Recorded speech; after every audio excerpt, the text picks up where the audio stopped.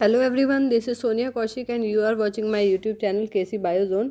In today's class we are going to discuss mind map of chapter microbes in human welfare. So microbes in human welfare students, इस chapter में हमें करना है कि कौन से माइक्रोब्स है जो हमारे हाउस होल्ड प्रोडक्ट में, इंडस्ट्रियल प्रोडक्ट में या एग्रीकल्चर में हमारे लिए हेल्पफुल है.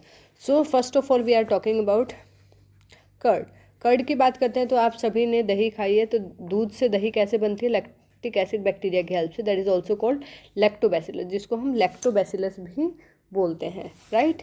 सो ये फर्स्ट यूज हो गया हाउस होल्ड प्रोडक्ट. देन आपने फर्मेंटेड फूड्स खाए होंगे जैसे इडली डोसा, ठीक है. ये जो फर्मेंटेड फूड्स है स्टूडेंट्स, ये जब वीट फ्लोर का हम डो बनाते हैं तो उसमें साथ में उसमें ईस्ट या कुछ और बैक्टीरिया ऐड कर सकते हैं, जिसकी वजह से उसमें फर्मेंटेड फूड जैसा फ्लेवर आएगा. या इसके अलावा आपने देखा है ब्रेड बनाने के लिए हम whether it is making from refined floor, चाहे मैदे से बना रहे हैं वीट से बना रहे हैं, तो उसके अंदर भी हम क्या डालते हैं? ईस्ट डालते हैं ड्यूरिंग डो मेकिंग. तो उससे हम फिर क्या बनाते हैं? ब्रेड के अंदर आपको होल्स दिखाई देते हैं, वो किसकी वजह से होते हैं? CO2, कार्बन डाइऑक्साइड रिलीज होती है, उसकी वजह से ब्रेड में होल्स नज़र आते हैं. तो यहाँ कौन सी ईस्ट हम यूज़ करते हैं? यहाँ हम ईस्ट यूज़ करते हैं सैक्रोमाइसिस सीरिविसी. देन एक बहुत ही इंपॉर्टेंट क्वेश्चन आ जाता है टोडी ड्रिंक के ऊपर. टोडी एक साउथ इंडिया में यूज़ होने वाली एक फर्मेंटेड ड्रिंक है जो पाम ट्री या कोकोनट वाटर में ईस्ट से फर्मेंट करके बनती है. देन फर्मेंटेड फिश, जैसे हम लोग यहाँ पिकल खाते हैं, अचार खाते हैं, सिर्फ फर्मेंटेड फिश भी या फर्मेंटेड बैम्बू स्टिक, सोयाबीन को भी एज अ फूड यूज़ किया जाता है. So next coming to milk. आपको पता है अगर हम मिल्क से कर्ड बनाते हैं तो कर्ड को अगर हम ओवर राइप कर दें तो चीज़ बनती है. कर्ड को ओवर राइप करते हैं तो उससे क्या बन जाता है? चीज़, ठीक है. चीज़ जो आप पिज़्ज़ा में भी खाते हैं. तो ऐसे बड़े बड़े होल्स वाला जो चीज़ होता है उसको स्विस चीज़ बोलते हैं. वो बनाया जाता है with the help of bacteria propionibacterium shermanii. और ये रॉकीफोर्ट चीज़ है, ये पेनिसिलियम रॉकीफोर्टी फंजाई से बनता है.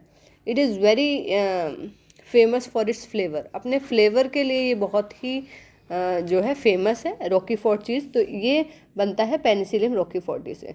तो यहाँ पे दोनों क्वेश्चन इंपॉर्टेंट है. Swiss cheese is prepared with the help of bacteria propionibacterium shermanii and roquefort cheese is prepared by penicillium roqueforti fungi, right. और यहाँ पे जो सबसे ज़्यादा ईस्ट जो यूज़ हुई है, ईस्ट कौन सी है स्टूडेंट्स? आप नोट कर लेंगे. ईस्ट है यहाँ पे सैकेरोमाइसिस, ठीक है. मैं लिख देती हूँ यहाँ पे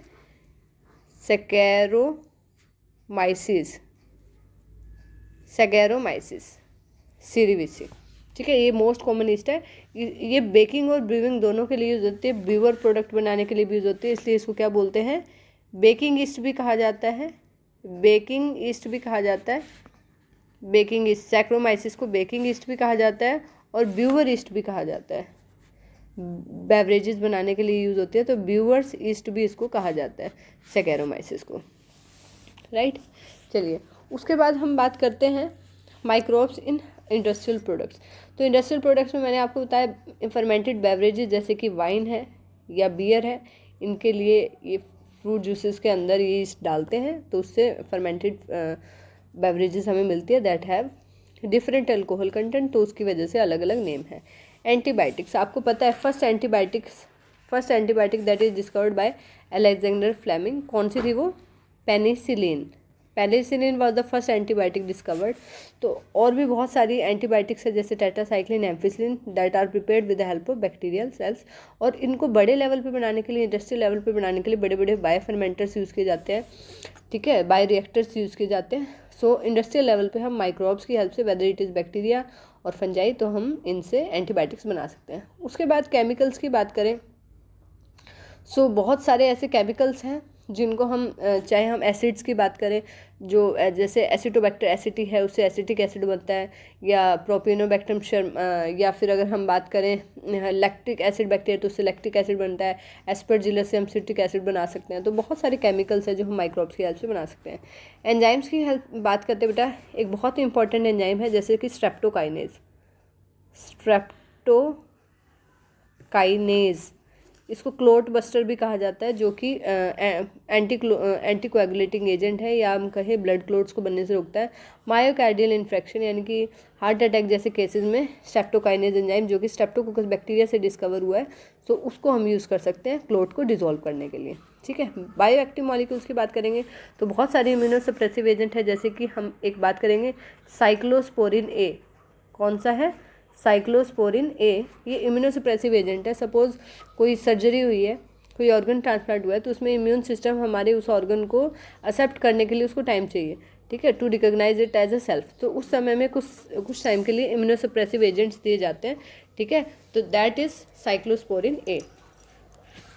सो उसके बाद हम बात करेंगे सीवेज ट्रीटमेंट की, ठीक है। Let me rub this. तो सीवेज ट्रीटमेंट की हम बात करेंगे तो सीवेज ट्रीटमेंट 3 स्टेजेस में किया जाता है, primary treatment, secondary treatment and tertiary treatment. Just wait.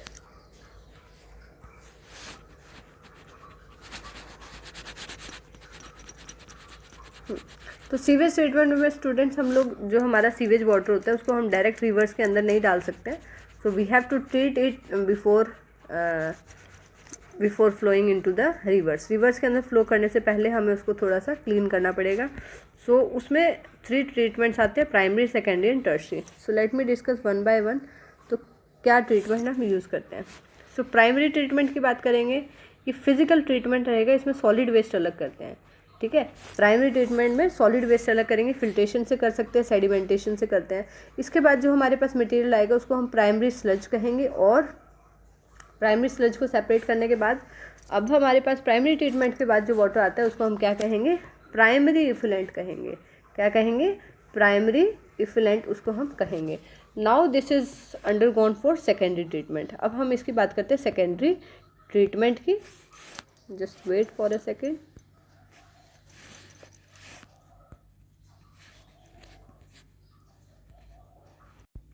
So students, हमने डिस्कस किया प्राइमरी ट्रीटमेंट के बारे में। प्राइमरी ट्रीटमेंट हम लोग डिस्कस कर चुके हैं सीवेज वाटर का। प्राइमरी ट्रीटमेंट के बाद नाउ हम बात करेंगे सेकेंडरी ट्रीटमेंट की। इस ट्रीटमेंट को केमिकल ट्रीटमेंट भी कहा जाता है, सॉरी बायोलॉजिकल ट्रीटमेंट। इस ट्रीटमेंट को बायोलॉजिकल ट्रीटमेंट कहा जाता है क्योंकि इसमें हम एरोबिक और एनारोबिक बैक्टीरिया की हेल्प से अपने प्राइमरी इफ्लुएंट में जो भी मटेरियल्स ऑर्गेनिक वेस्ट है उसको डिग्रेड करते हैं। तो प्राइमरी ट्रीटमेंट के बाद जो हमारे पास फ्लूइड आए उसको हम क्या कहेंगे? Primary effluent. सबसे पहले हम उसको भेजेंगे एरिएशन टैंक में। एरिएशन टैंक में कौन सी बैक्टीरिया उसको डिग्रेड करने में हेल्प करेंगे? एरोबिक। कौन से बैक्टीरिया होंगे? जो ऑक्सीजन को यूज़ करते हैं, एरोबिक बैक्टीरिया। तो एरोबिक बैक्टीरिया भी होंगे वहाँ पे, फंजाई भी होंगे, जो दोनों मिलकर क्या बनाएंगे? फ्लॉक्स। और यहाँ पे उनको जितनी ऑक्सीजन रिक्वायर्ड रहेगी ऑर्गेनिक मैटर को डिग्रेड करने के लिए उसको हम क्या कहेंगे? BOD, biochemical oxygen demand.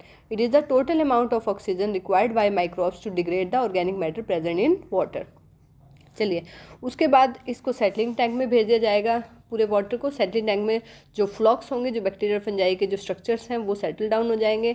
Now this sludge जो मटेरियल है इसको हम एक्टिवेटेड स्लज कहेंगे। अब हम इसमें एनारोबिक डाइजेस्टर में इसको भेजेंगे जहाँ पे होंगे एनारोबिक बैक्टीरिया। कौन से बैक्टीरिया होंगे? एनारोबिक बैक्टीरिया होंगे जो इसको डिग्रेड करेंगे ऑर्गेनिक मैटर को।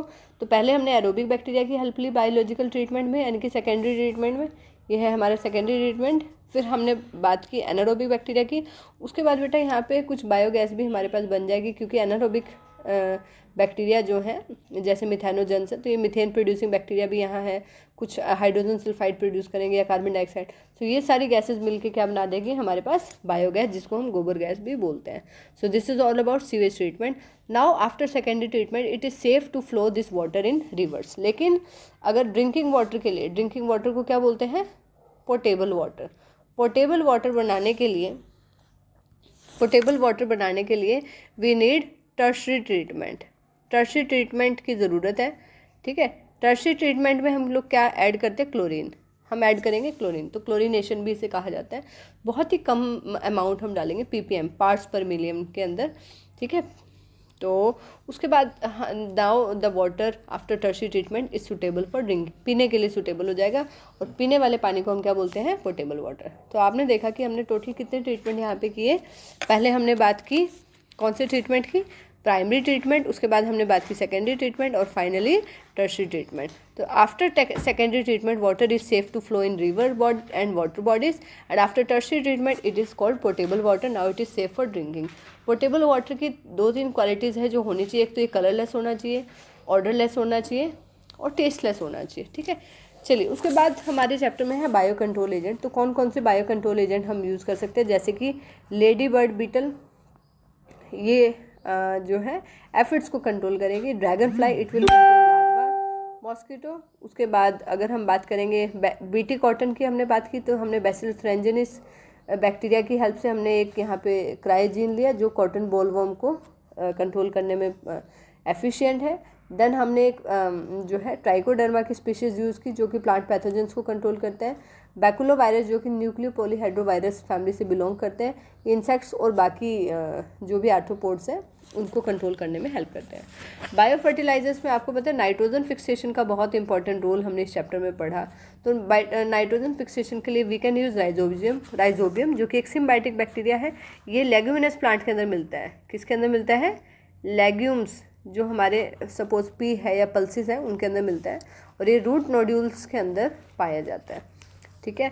नेक्स्ट एजोस्पाइरलम, ये free living bacteria, nitrogen fixation में हेल्प करता है। एजोटोबैक्टर, ये भी फ्री लिविंग बैक्टीरिया है। अगर हम फंजाई की बात करें तो एक ग्लोमस ग्रुप की जो फंजाई है ये सिम्बायोटिक एसोसिएशन में रहती है और ये फॉस्फोरस एब्जॉर्प्शन में हेल्प करती है। ब्लू ग्रीन एल्गी जिसको हम साइनोबैक्टीरिया भी बोलते हैं, इसमें 3 तरह की स्पीशीज हम देखेंगे, एनाबिना, नॉस्टक और ऑसिलेटेरिया। ठीक है, जिसमें से एनाबिना और नॉस्टक फ्री लिविंग भी और सिम्बायोटिक दोनों फॉर्म्स में मिलती है, और ऑसिलेटेरिया जो है फ्री लिविंग है। ये सभी नाइट्रोजन फिक्सेशन में हेल्प करते हैं। फर्स्ट नाइट्रोजन फिक्सेशन प्रोडक्ट जो इनका रहेगा वो क्या रहेगा? Ammonia. So this is all about a mind map related to chapter microbes in human welfare. I hope this video will be helpful for you all. So more mind map of more chapter we will discuss in upcoming videos. Goodbye everyone.